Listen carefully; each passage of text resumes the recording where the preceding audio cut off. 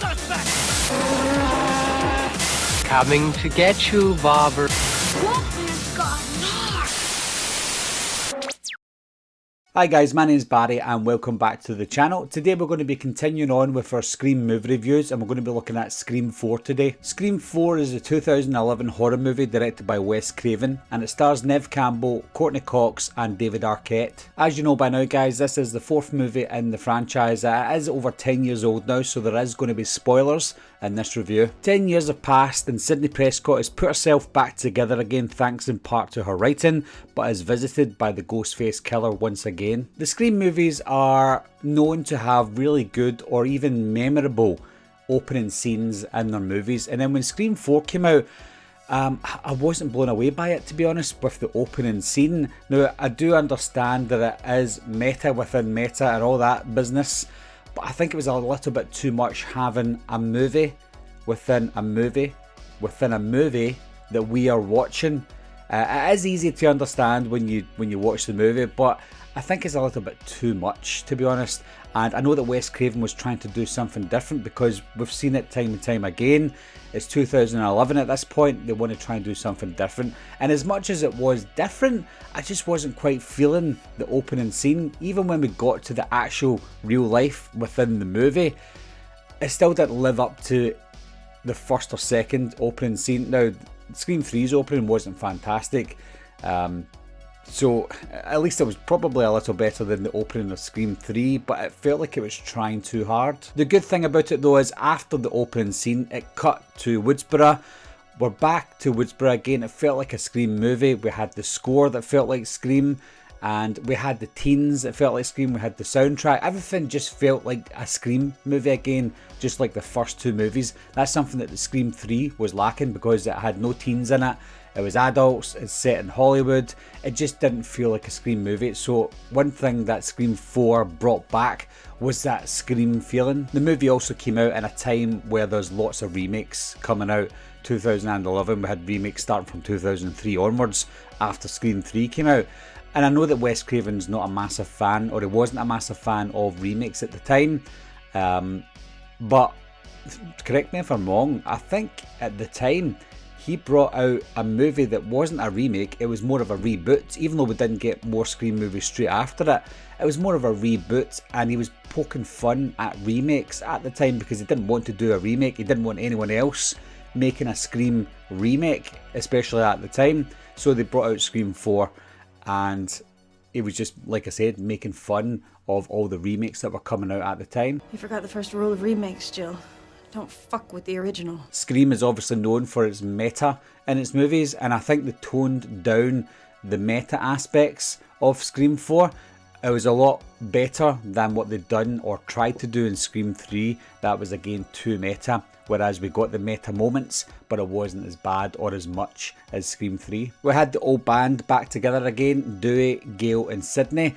And I loved Dewey and Gale, especially Gale. I think Gale stole the show for me in terms of the legacy characters.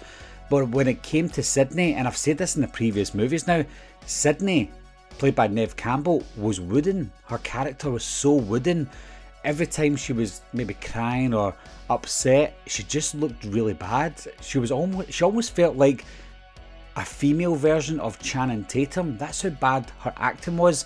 Now, I'm not saying that Neve Campbell's a terrible actress because I've seen her do well in movies. She was great in Scream from '96, but this one's probably her worst performance for me personally. It's almost like she didn't really want to do the role, but she done it anyway. When she was getting beat up and stabbed by Jill, she just looked like she couldn't be bothered acting. So there's something about Neve Campbell that I just didn't like in this film, just similar to Scream 2 and Scream 3. But this one, possibly her worst performance. But again, Dewey and Gale were fantastic. This might be a negative as well, but the characters in the movie, now I've not watched this for a couple of years until this review, but I forgot most of the names of the characters in the movie until I watched it again. I mean, I knew who the characters were, and I knew what they looked like, and I knew the role in the film, but I just forgot their names. I forgot Trevor, Robbie, Olivia. I even forgot one of the killers' names, and that was Charlie. I remember Jill because she was batshit crazy. But Charlie, I knew that Rory Culkin was in the movie, but I just forgot his name. So that might be a testament to how boring some of the characters were. And although Rory Culkin is a good actor, I didn't think he was good in this movie at all. I think, again, he was a wooden character. I don't know if that was maybe down to the writing for the movie, but Rory Culkin's certainly a lot better than that. Something about Trevor really bothered me, and I don't know why, but why did Trevor have on the same clothes, almost identical to Sydney's dad from Scream 1? Was it a meta moment? Was it Trevor being very sick and dressing up as Sydney's dad when he almost died in 1996? I don't know how he would know what clothes he was wearing at the time. I don't know why he was wearing almost identical clothes to Sydney's dad. Sticking in line with the characters, I think two of the characters out with the legacy characters that stood out for me were Jill and Kirby. Kirby, for the reason that she's almost like the female version of Randy. She's very knowledgeable when it comes to horror movies, and I can see why she's a fan favourite in this film. I don't see how she's a fan favourite in the franchise because she didn't have enough screen time to become one of those favourites for me anyway. So she was a great character. Jill as well. I think Jill looked like she was going to be one of these Sidney Prescott characters where her life's a mess, she was always going to moan and cry about everything, and she sort of looked like she was going to do that, but she also wanted to have fun as well before we found out she was a killer. And then when she became the killer, you know, Emma Roberts is a good actress, but when she became the killer, she went from this boring character to some fantastic character I wanted to see more and more of. Even when she was a killer, sometimes I was kind of rooting for her because she was so interesting. So yeah, Jill and Kirby were probably my favourite characters out with the legacy characters. Now, it is hard to make a Scream movie different from another Scream movie, but I liked what they'd done with the story in this one, where they were trying to copy the kills from previous movies. Now, it is kind of similar to what they'd done before, but they tried to do their best with a different story. And I liked that they couldn't quite pull some of the kills off because they were quite amateurish and inconsistent. So I liked that they tried their best to do what they could to kill people in the manner and the order of the kills in the first movie. Something different. I also like that it didn't end in the house where I thought it was going to end. It ended in the hospital. It's almost like we got two endings, and the hospital ending felt like an end credit scene that would just happen to get at the very end of the movie instead. So again, I like the ending for the movie as well. At the end of the day, I felt this was a good movie. You can tell that Wes Craven still loved the Scream franchise. He loved it enough to come back again, to take his chance, maybe right some wrongs that he had with Scream 3. And I think he done that. I think he ended his legacy with Scream on a high. He knows there was some problems with Scream 3, and Scream 4 doesn't have...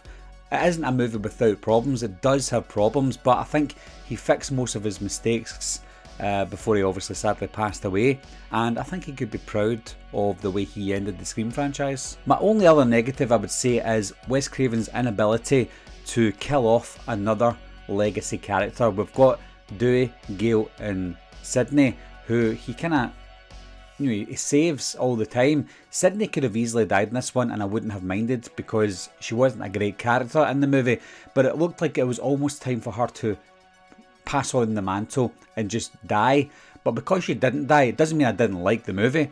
Because she didn't die, I don't expect her to die in the next movie, but at the same time I wouldn't be surprised if either Sydney, Gale or Dewey does die in Scream 5. So what are your thoughts on Scream 4, guys? I know there was a long hiatus between 2000 and 2011, so some people lost interest, didn't make a lot of money at the box office, possibly due to that as well.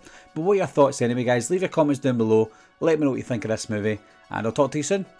Bye bye.